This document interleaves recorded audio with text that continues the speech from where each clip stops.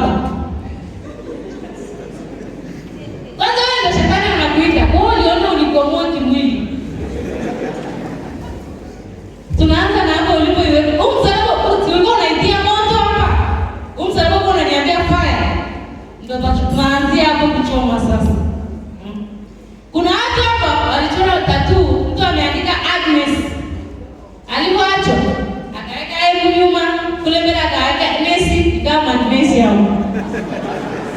Tafanyaje usiachwa? Kuna rafiki yangu aliachwa kama date na msela anaitwa Matayo. Alipoacho akaweka 77. Wewe ukiangalia unasema anaeneza injili, Matayo 77. Kumbe ni baada ya kuachwa. Ajana hiyo kuna watu wanafanya dhambi ya uzinzi na they are enjoying. Yes, kwamba na jana Mungu mimi kweli hakuna style niliacha Wewe ni kuchoma nichome tu. Si unanielewa? Hapo na wewe uliambulia UTI moja. Hizi za fungeni hizi inabidi nikazitoe kopo kabisa.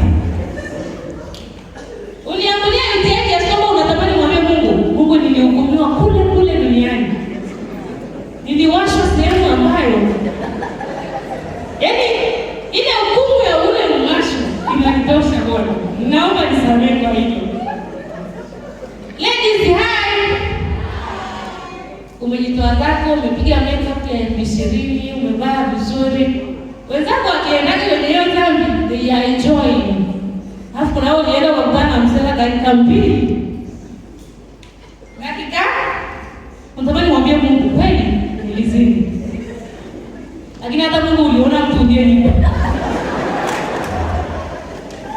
Chakula moja.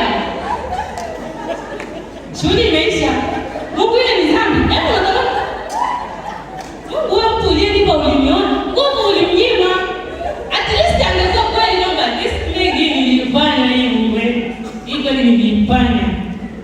Ajana hiyo kuna watu unakamata jikoni unaiba utotoni yani. Unakamata unaiba nyama. Unajua adhabu yake inakuwa yes, unaiba nyama. Shika kamata unaiba nyama hapo ulitoka na nyanya chungu. Unatamani mwambie mama naomba nikaibe nyama sasa. Ili kama nikulipiga, unipige kitu ambacho ni uhakika. Unajua paka imeitwa nyanya chungu. Yaani ukiitwa nyanya chungu hapo ulipo, andamana. Yaani ukiangalia unahisi ni nyanya, ila ni nyanya chungu.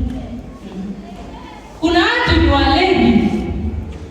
Nje dhambi, ulevi ni dhambi jamani. Kuna watu ni walevi, tofauti yake na liquid stone ndefu. Muda wote tawaka. Huyo mtoto akiitwa kwa ajili ya hukumu. Hawazi. Anasema tu Mungu ukitaka nikuitie na nilioko nanunulia pombe na kuitia majina yote.